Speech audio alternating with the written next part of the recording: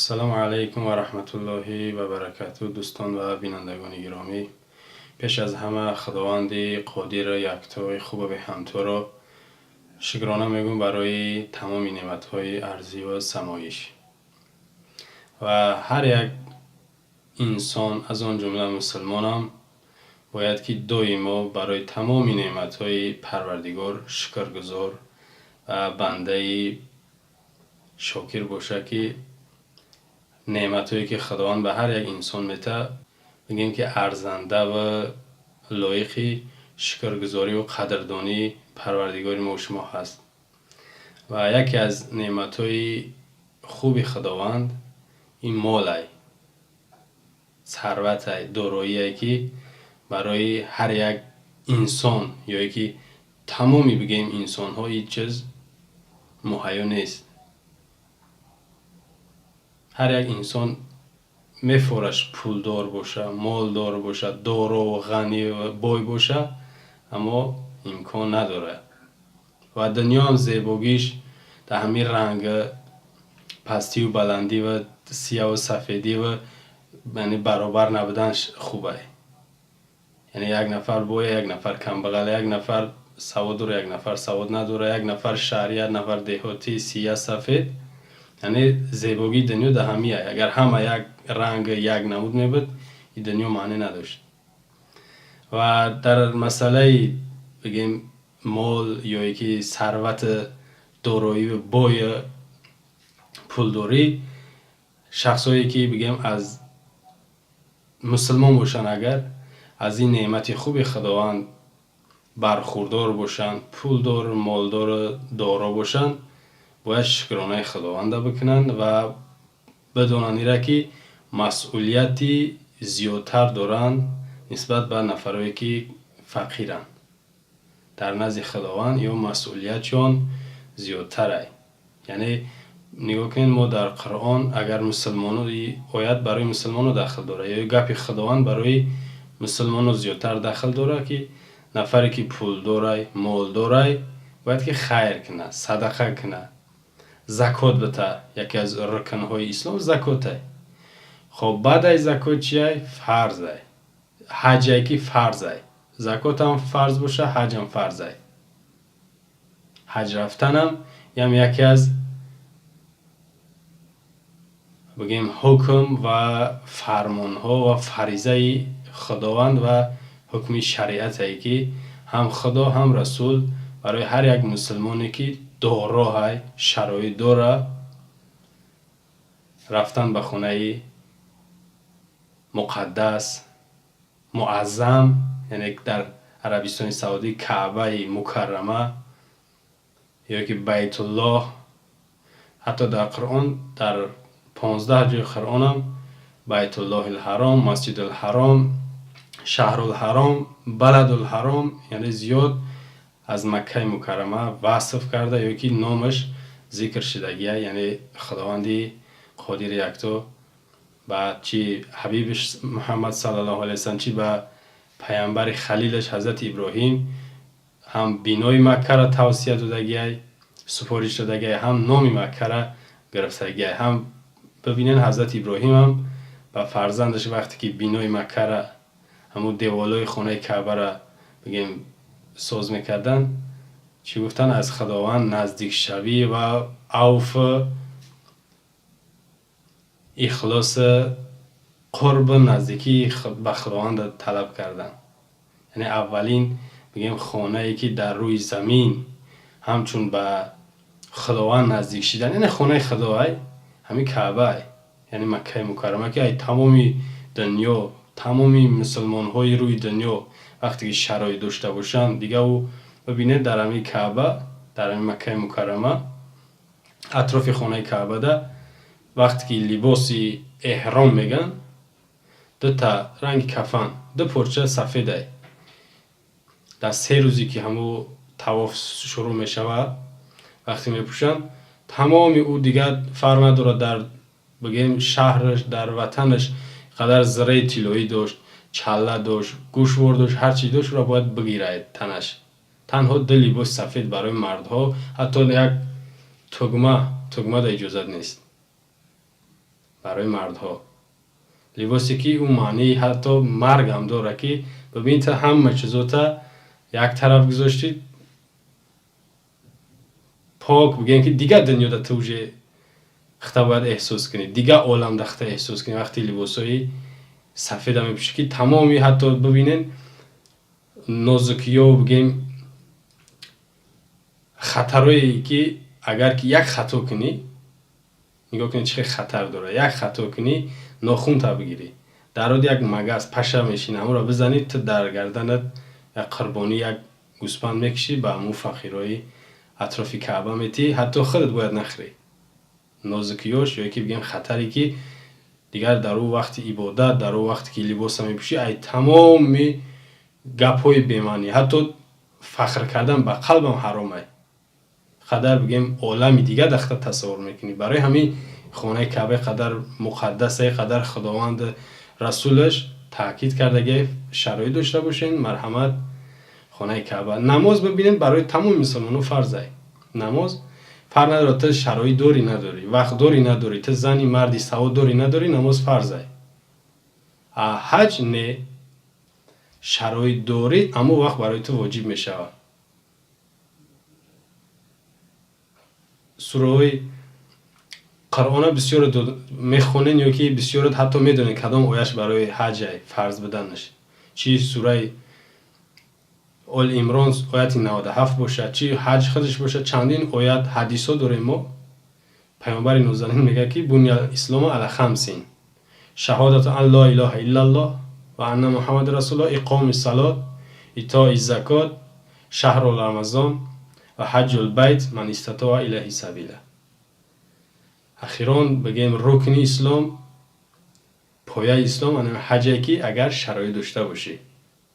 مردم ما و شما بیچاره بعضیش ایسومی نفقش جمع میکنه، بعضیش شاید که بچه‌هاش ایرسیه سوم روان کنن یا یکی یگان مهنت دیگه میکنه با مهنت حلالش سوم جمع میکنه با یک روزی را که خانه کعبه را برای زیارت کنه. زیارت به معنی تماشا نیسته، یعنی از نزدیک برای تعظیم یا یکی بگین سجده در نزد پروردگار کنه. او خانه یکی ای خانه دیگه یا یکی ای مهمان خانه پروردگاره، از دیگه مسجد فرق میکنه با تمامی نوعش، با تمامی شرایطش، با تمامی بگیم مرتبه و مقامش از دیگه مسجد و از دیگه مکان ها حتی فرق میکنه. حج این در هر جا نمیشه حج کرده، در هر ساعت هر دقیقه نمیشه حج کرده، فقط روزی خاص، ماهی خاص و جای خاص داره که اون مکه مکرمه.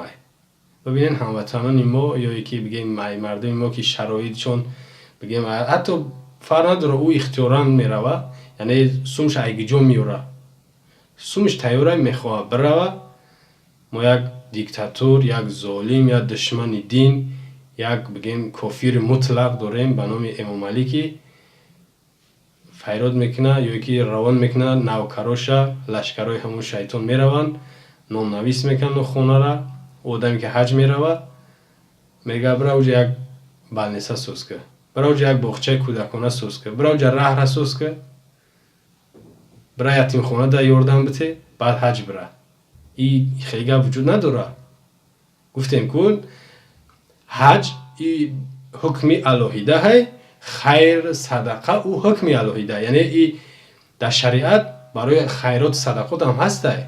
ایره هیچ که اتکاز نمیکنه، ایره بگیم هیچ که ممنون نمیدونه. هر نفری که فرق نداره کیه یک گپی خدای و رسول انکار کنه قبولش نداشته باشه حتی زیدش گپ زنه او را ما کافر میفهمیم. کافر با مطلق هیچ که حق نداره که یک گپی خدا و رسول یا قبول نداشته باشه که زیدی او گپ زنه یا که او را یک طرف کنه خچه ای او با بالاتر بگیم حساب کنه یا که بالاتر گپ زنه مانند امام علی. بگیم که یک حکم، یک فرمانی پروردگار عالمه، آفریدگار ما و شما که یعنی خانه خدا یا گفتیم کعبه را حج برای نفری که شرایطش میرسه، امکان داره، توانایی داره فرض کردگیه، واجب کردگیه. وقتی که با نگاه کنید در آخر آیه در پشتی گپش پروردگار میگه که اگر شما قبول نداشته باشین همین گپی مرا یا که نرین یا اینکار کنین، میگه خداوند غنیه، بوی پروای کافرون نداره. ببینید زیاده 2 میلیون هر سال میروند خانه کعبه، فکر میکنه خداوند یا یکی بگیم که در خلقیت خداوند در بگیم فرمان خداوند یگان چیز اضافه میکنن یا برعکس کمی میارن؟ نه، همون یک فرمان خدایی که زیارت برین اگر که شرایط داشته باشین و ای نزدیک با خداوند راز نیاز کنین. در اونجا شیطان هم سنگ میزنن اکه امام علی را. انای حکومت، انای بگین دشمنای خدا، یا نگاه کنین هم آیت خیلی بگذار آیت قرآن یا که همون سوره حج، آیت حج یا یکی همون کعبه را قبول داشته باشن، برای چی زیدش مبارزه بردستن؟ آخه حکومت نخواه که ای مردم سوم جمع کنه یا که طلب کنه که تو برای آباد که بعد حج بره. و تو چکار داری؟ تو کی خودت؟ شما حق ندارین که بر ضد خدا گپ زنین یا که گپ خدا را یک طرف مونین. ما دانوتر، ما بسوادتر، ما میفهمیدگیتر گفته گپ خدا تبلیغ کنی و مجبور کنی مردم با گپ تو بکنن.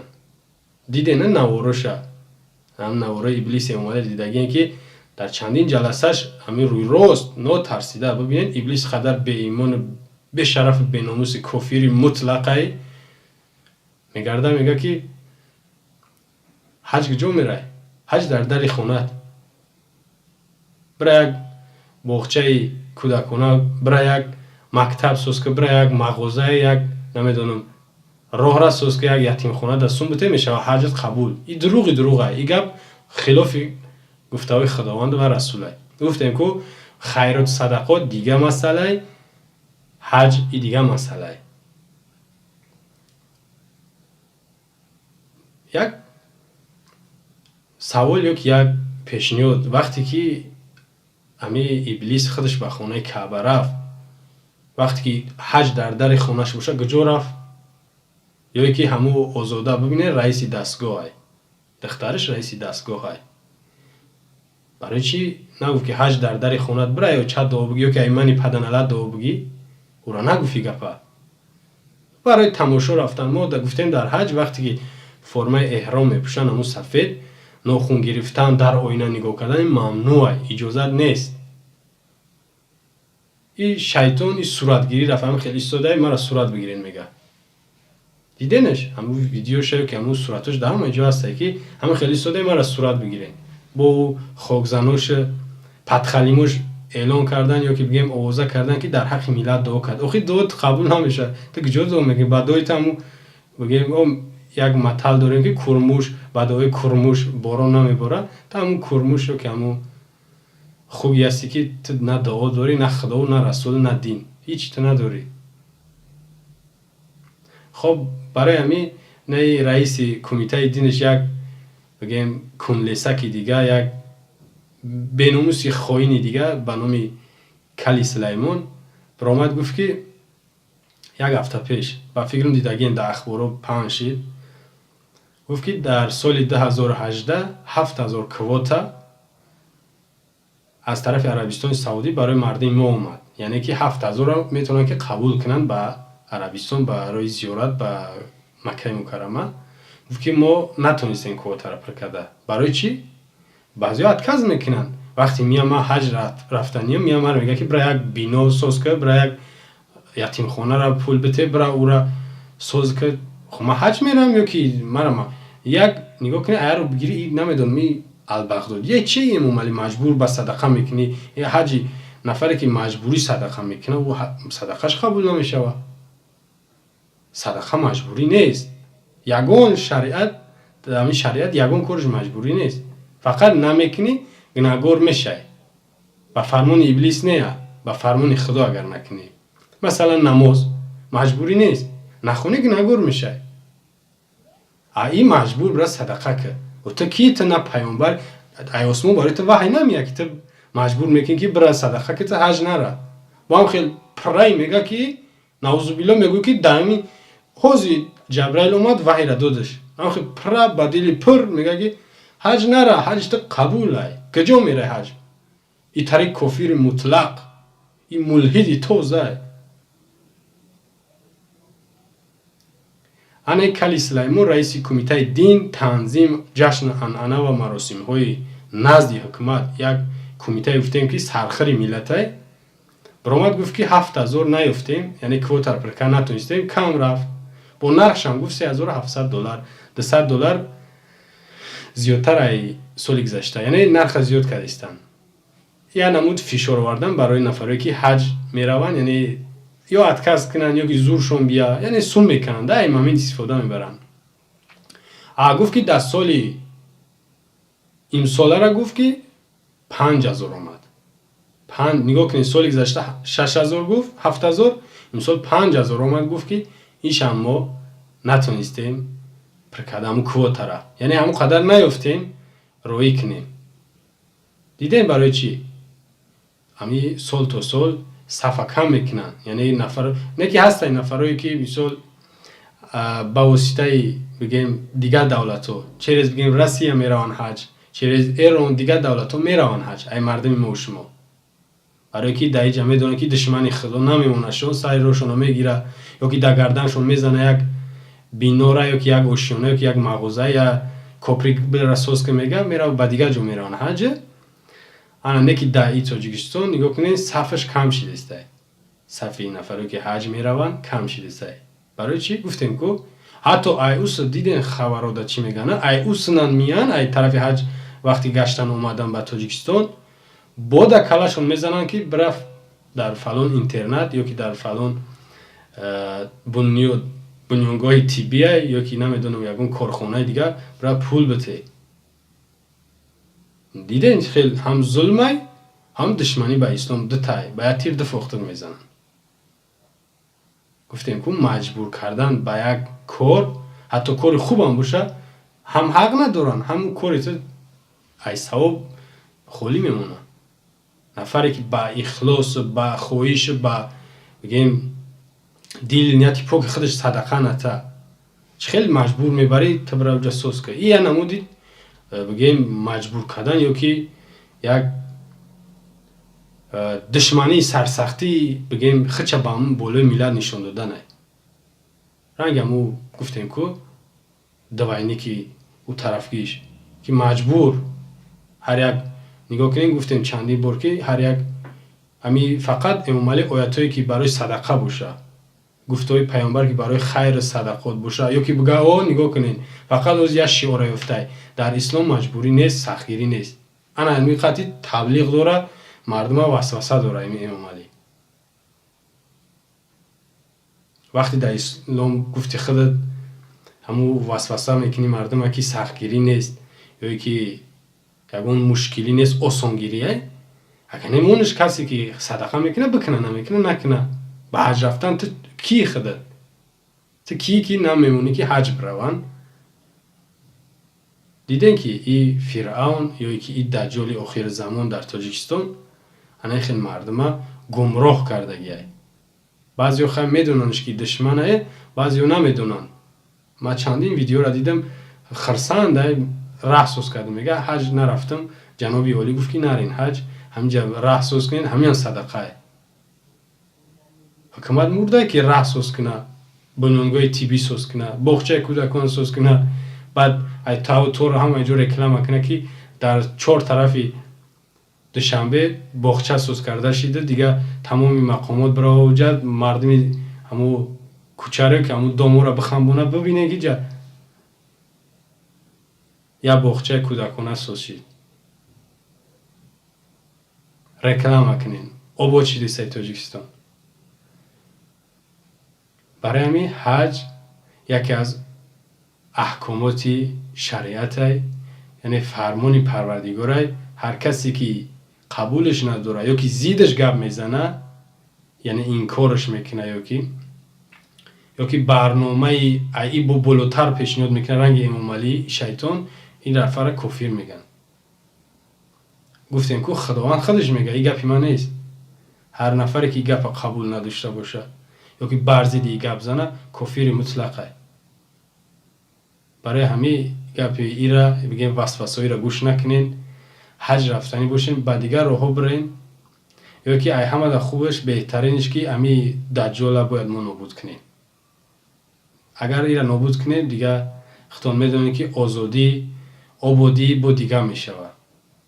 هر یک نفر بعد آزاد میشوه، یک نفر بگیم آدم، بگیم یک شخص کاملتر در جای ای بمونیم که مردم بتونه که عبادت شه، بتونه زندگی خود شه، یعنی در اختیار خودش باشه. اوزی مردم همین مغزشویی کردگیه.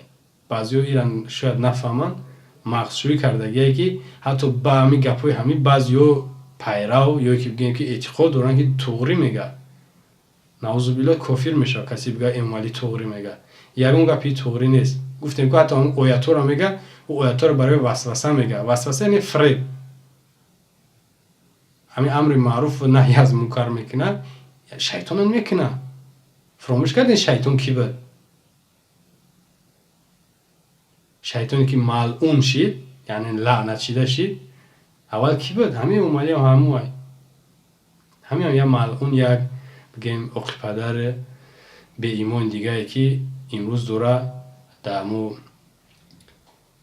راستی خودش یا که در امو صفی خودش مبارزه بر ضد اسلام یا که بر ضد خدا و رسول، گفته های خدا و رسول برده است و شیطانی که بزرگتر ایه که ما نمیبینیمش، ای آتش آفریدگی او را خرسند داره و با او همکاری داره، علاقه داره با او، یک یاردم یک کمک با او میکنه.